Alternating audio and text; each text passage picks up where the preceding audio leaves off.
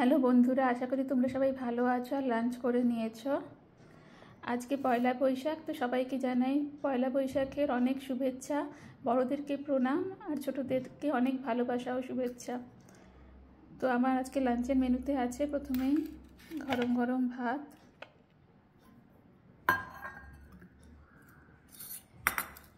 তারপরে আমি করেছি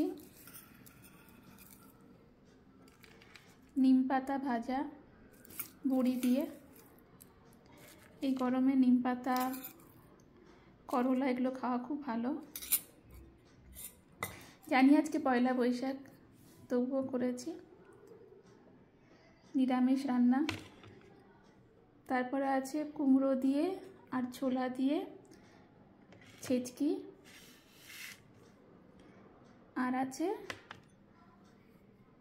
সজনে ডাঁটা দিয়ে ডাল। এখন সজনে ডাঁটা খুবই উঠছে, তাই সজনে ডাঁটা দিয়ে ডাল। তো আজকের মেনু এইটুকুই, সাদা ভাত, ডাল, কুমড়োর ছক্কা বলতে পারো বা কুমড়োর তরকারি ছোলা দিয়ে, আর নিম পাতা ভাজা।